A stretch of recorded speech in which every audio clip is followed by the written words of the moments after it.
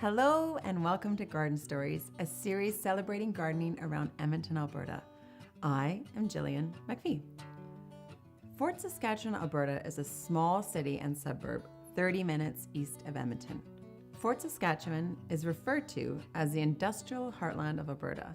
The economy is fueled by many of the processing plants just north of the small city, as well as the multiple small towns and farming communities in Strathcona County. Many creative and talented artists have sprouted up in these rural areas. These small towns and farms are rich in heritage and culture. These cultures celebrate family, food, and gardening. Myles Fedun was raised on a farm between Lamont and Andrew, northeast of Fort Saskatchewan. Myles was surrounded by gardens full of fresh vegetables and flowers. His mom, Baba, and aunties taught him all about good food, beautiful decor, and seasonal displays, which has brought him to where he is today. I often refer to Myles as a lifestyle artist. Myles is a chef, a mixologist. He is a gardener, floral designer, and seasonal display artist. In this episode, we are focusing on Myles' talent for creating seasonal and floral displays while we visit his home and garden in Fort Saskatchewan.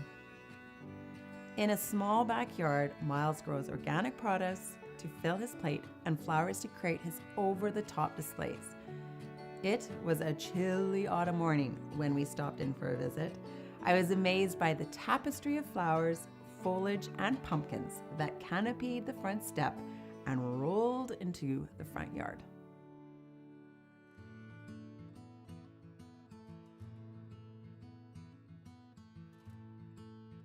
Hi, Myles. How are you? I'm good. How are you, Jill? I'm doing really, really well. Thank you for having me. Thank you for coming.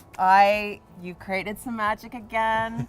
And I was like, did the crabapple just turn bright red just to add to the ambiance of what we have here? It knew when to do its thing. Nature does its magic all the time. Yeah. What absolutely amazes me about you is that we have this small suburban space, but you turn it into a wonderful welcome with each season that is just so over the top and talks about abundance and beauty and creativity. And I love coming up the driveway or actually even turning the corner onto your street to see what you've done. So Thank you. This is incredible. Do you want to tell me about it? Absolutely. So we have some family and friends coming over for Thanksgiving, and we decided to use basically all organic things that were harvested from the garden, a lot of things that would normally be taken to the compost or tossed into the green bin, and decided to just create a few art installations with all of that product to welcome our guests for Thanksgiving. Yeah.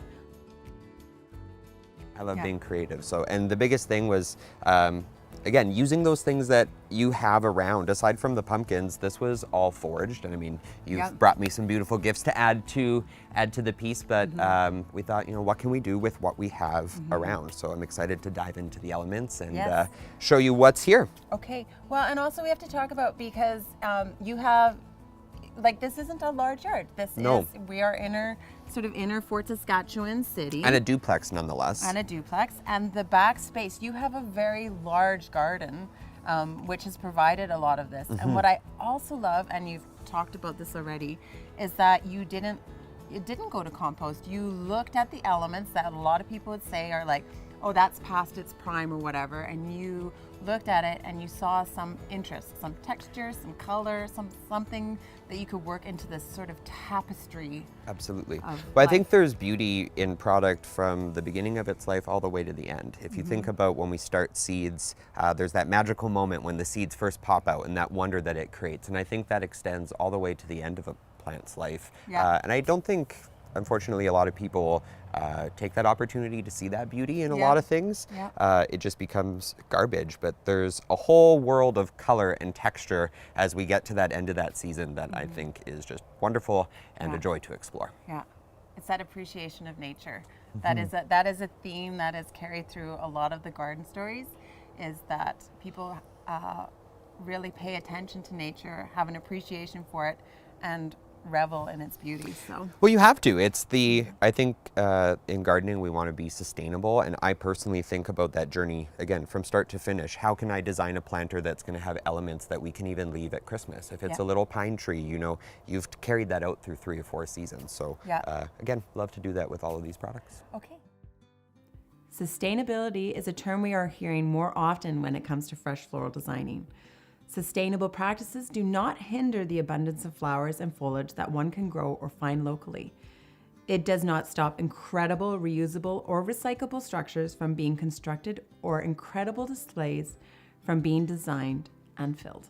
Myles' experience working in an environmentally friendly way opened his eyes to appreciating blossoms in all of their forms and stages of life. It also educated Myles on gardening and growing practices. Through his experience, he knows which blossoms tolerate a touch of frost, which dry well, and ones that form interesting seeds, pods, and textures. What I did, I say I, but it is my wonderful husband who did this for me. It's actually just some 2x4s that we wrapped in chicken wire. Loosely, and then we just started with a grid work of lots of branches, which we harvested just from trees, and then within that we used that kind of as framework that held everything. So the cool thing about this is the longer it stays and the more it dries, it's going to change, it's going to evolve, it's going to look really perfect and kind of intricate this first day, but in a week this is also going to have a whole nother beauty and transformation to it that I'm excited to see. Well, and you know what? You can come back to my garden because I have some allium heads and stuff and some cool poppy pods and things. So if you're just like, I can add that texture in, so can ever evolve for you as well. Absolutely. So you come from the farm. Yep. You're a farm kid, and I've noticed. So this is the canola seed. It is. Yes. So you went out. I did. I went to visit my dad. My dad's still on the farm. He's a farmer, and I went to the swaths and I pulled a few bundles of canola. I love the texture of it. I know we've talked before about seed pods and kind of how different they can be, and I think they add a really neat amount of movement and texture to the piece altogether. Canola is a really beautiful kind of greenery. You can find creativity in anything, right? You just have to look for it. So. And then what we did is we stuck that post directly down. There's actually a pot down there, and that kind of just provided us with a base to be able to give things movement and actually create some structure within the piece. And then lots of what is around here, aside from the dried elements, is still what's left from summer. We've been lucky to have some really beautiful weather. So again, when we talk about planning throughout the garden season, one thing I do is make sure that a lot of my planters have things that aren't necessarily flower based. There are a lot of greenery, a lot of foliage in these kind of purple tones, so that I can do this type of thing. So, I do start planning these kind of things in the spring and think about, what can I plant now to be able to use later? And that kind of deep purple tone is one of my favorites to pull out of nature this time of year. Just in the amaranth, even in some of the pumpkins, there's purple tones to them. That's one of my favorite things to play with. And we've discussed that before too, because a lot of people, when they think fall, they think yellow, orange, red. And I don't. I think there's, if you look at the pumpkins too, the different colors of greens, there's some that are bluish. White even. I know you're a fan of white. We talked about white. White in there as a color. And then the same thing with like these hydrangeas, they have that soft pink tone to them. All these zinnias have that kind of peachy pinkness to them. They're a little bit orange, but still they kind of blend into that pink and purple and give kind of that color story. Just wonderful. I have become more curious to learn about the personal history of gardeners and when the love of gardening and flowers first came into their lives. I wanted to know how Myles' childhood shaped him into the gardener and floral artist he is today, and how creating floral and garden displays continues to shape his life. Myles, we've had some time to sort of discuss a little bit of your process. I'd like to dive in a little bit deeper about learning more about yourself and how you've sort of evolved into this creative person. So I know, where is the farm? It's out by Andrew, so that's well, there's 2 farms actually. That's originally where my grandparents were on both sides. So both of my parents grew up on a farm, so although I did not live out there specifically, lots of time was spent out there. And I really think that's where a lot of my inspiration for, gardening came from, and I think a lot of the creativity as well. My grandma, my baba, my mom, a lot of people that I spent a lot of time with as a kid are very artistic people, and they were always into gardening and flowers. And although I never really realized it as, designing and being artistic like I do now, I was surrounded by people who had that type of thing. And whether that, you talk about being a lifestyle artist, and I think a lot of that comes from seeing a lot of people do things really well when I was young. I was surrounded by good food, homes that looked great. My grandma always had a display at every holiday for us to come and see, and those kind of warm feelings are what make me, I shouldn't say make me do this, but they're what inspire me to do this, and they're why it's important to do it for when people come over to me, is because it's what I grew up with. Specifically around Halloween and fall was kind of a big one that I remember doing with my mom a lot. We used to always carve pumpkins. The whole immediate family would get together, and we would spend the whole evening carving pumpkins. There'd be like 20 of us, and we'd all light up our pumpkins. And there's a lot of these childhood memories that have a touch of whimsy and magic to them that lend to my love for fall and pumpkins and doing things like this. So I honestly just grew up with it, and it became this thing that brought me joy as I got older. It was a little bit of an escape, I think. I think growing up as an artistic child, you sometimes notice that you're different than a lot of other kids, and it's a safe space to be able to dive into creative projects like this and just kind of have your moment. I know you had asked me before if like my brain goes wild when I'm creating, or if it's very calm, and it is kind of a silent process. And I truthfully think it's all over the place.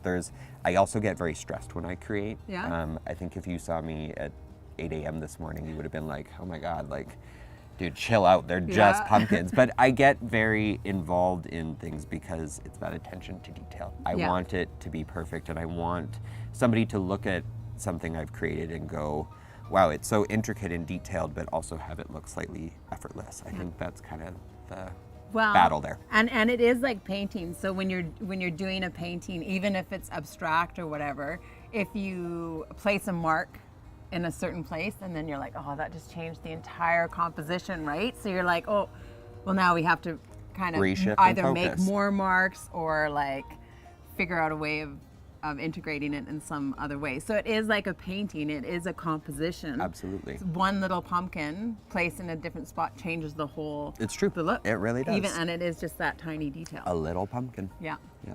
The back to you were asking about the inspiration and kind of my process.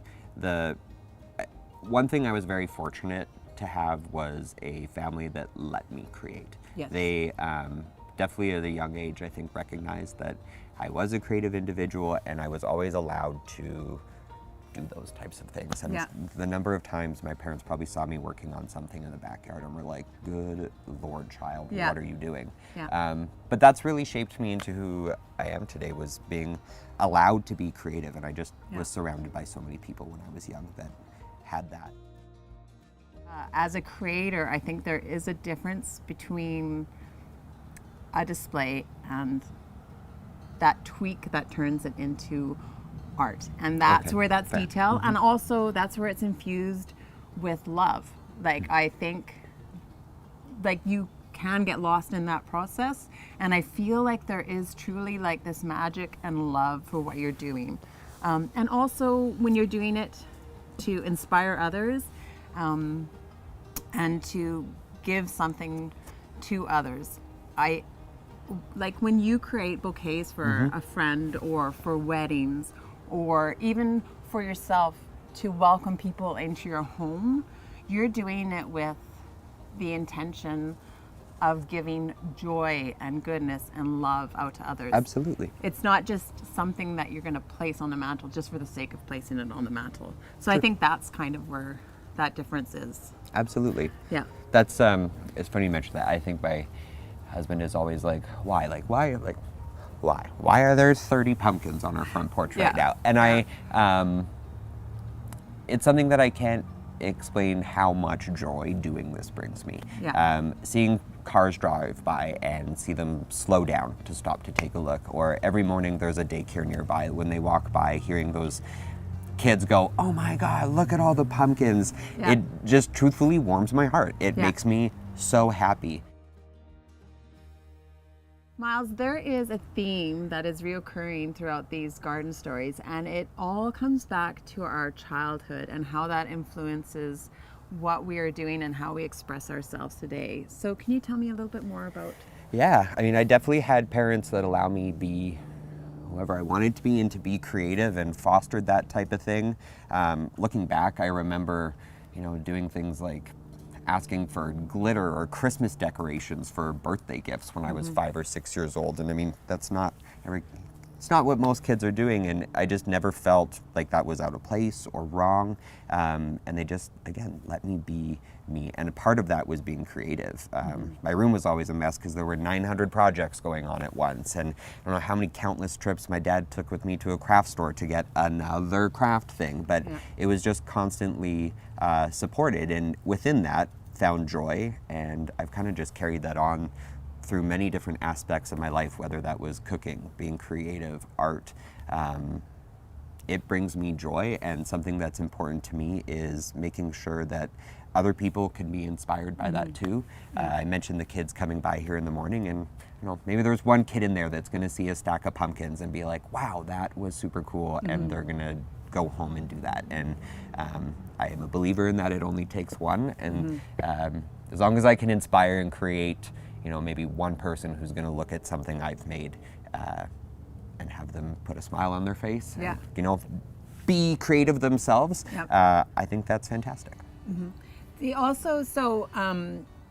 Being a farm kid, did you find that you were outside a whole lot? So there was gardening, the fields and harvest, and especially at this time of year, right? I definitely feel like I was left to my own devices a lot on the farm. It was definitely like, go outside, play, do something. And while, I think my brother a lot of the time was into the farm work, he enjoyed being on the tractor and actually doing that stuff. I didn't. The wonder of being on the farm came from walking through the trees. It came from being in the garden and seeing what was growing. I think I was in tune to a lot more of the natural elements of that. And that again plays into what I'm interested now. The actual garden, to plant and create this from a whole season is where that all begins, and that started on the farm. And then also taking things that we've grown and turning it into food and preserving in the fall, all started on the farm. So it really is, I have a lot to thank for growing up with access to being on a farm, that's for sure. Cool.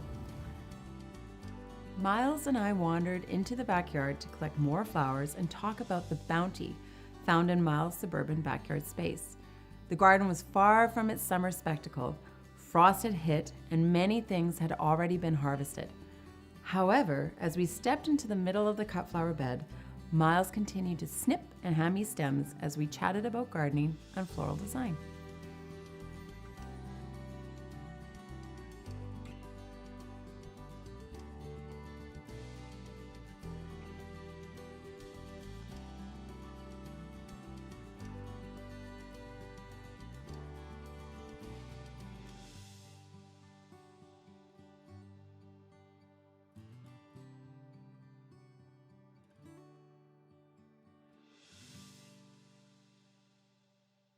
Here we are, it's the end of the season. This is usually a plethora of beauty. However, reality is harvest has come, frost has hit it a little bit. It's not gorgeous, but you're still gathering things from it to use for display. This is the amaranth I was speaking about that we used in the front there. It's one of my favorite things to grow. Lots of what's here actually was self-seeded from last year. And interestingly enough, I found all the ones that self-seeded did way better than ones that I planted myself this year. So again, I might just let them grow wild. But I really, I just think they are so fantastic as a piece of fall foliage. And I'll pass that to you. I just love them as a cluster and as an element in fall arrangements. I just think they're absolutely gorgeous. They're velvet. They are, Yeah, and they come in such cool colors. Yeah. One that I don't have this year, this is goldenrod, but there's one called Merlot. So it's a beautiful, again, that deep purple color, almost burgundy, but it grows in this same stick form. So just some really, really lovely things. Yeah. And again, we were talking about seed pods up front. This is Love in a Mist. I think they almost look like little aliens, almost super fun for Halloween. And again, there's so much in here that starts to transform for the fall that a lot of people would be getting rid of, but I find so much magic in that. I'm just gonna start handing you things and you can cluster. Another thing I love is when some carrots go to seed. Yes. You get these beautiful large seed heads that actually look very similar to Queen Anne's lace. Yes, I know they're in the same family, Yes. but again, that's carrot, and that's, like, people put that in their wedding bouquets. So just lots of little magical things in here.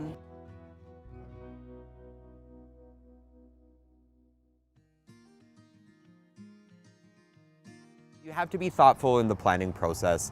The same way you're kind of planning what's going to go in a pot or what's going to go in arrangement, you have to think that way with, you know, the garden at the beginning of the space as well, to make sure you have kind of what to work with at the end. And a big part of that, my thing is texture. I've said it before, finding things that give you visual interest and kind of depth to a product is what makes things interesting to look at, in my opinion. And I've definitely done that in parts of the garden.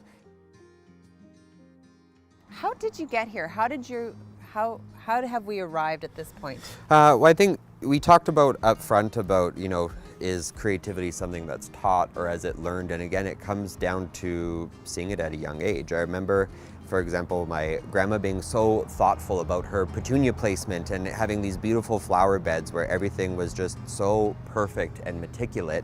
And a lot of that transferred through other moments of life, going into culinary arts.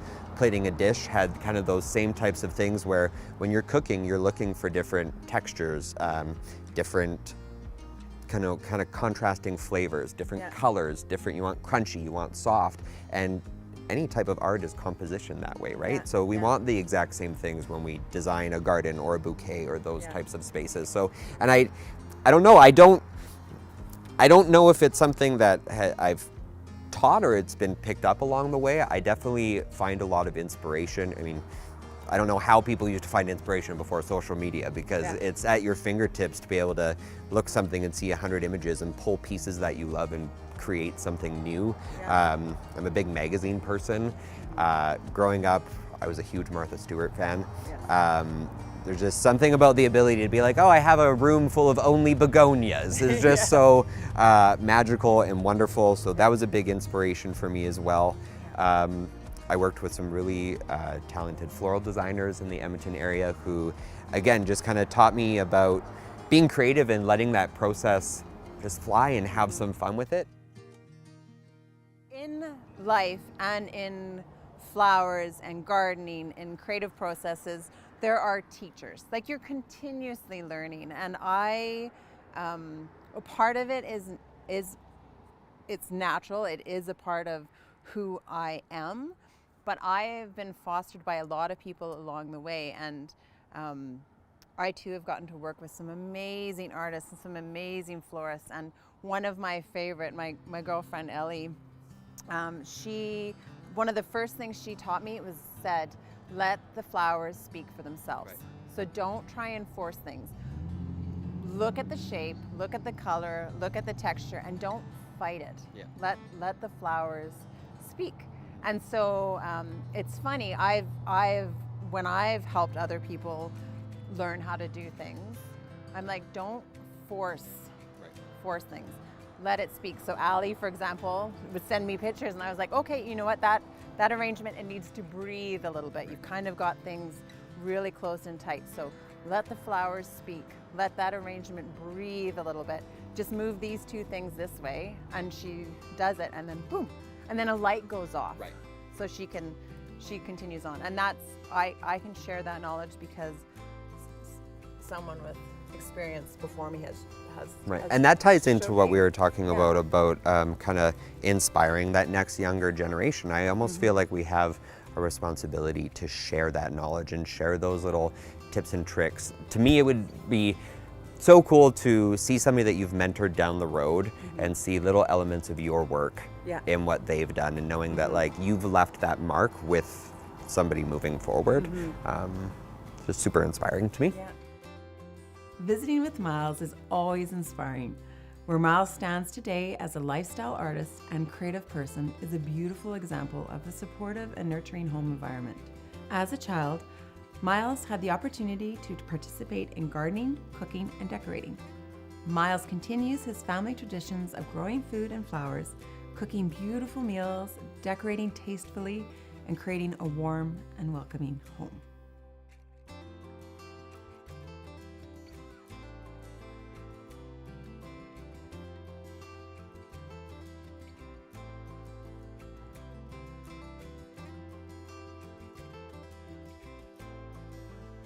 Well, thank you for having us and sharing the magic that is currently existing. Thank you for coming. Again, you're definitely one of those people that I feel fosters creativity for me, and I definitely always feel inspired when you come over to create something beautiful. So, thank you. Awesome. Thanks, Myles. Thank you.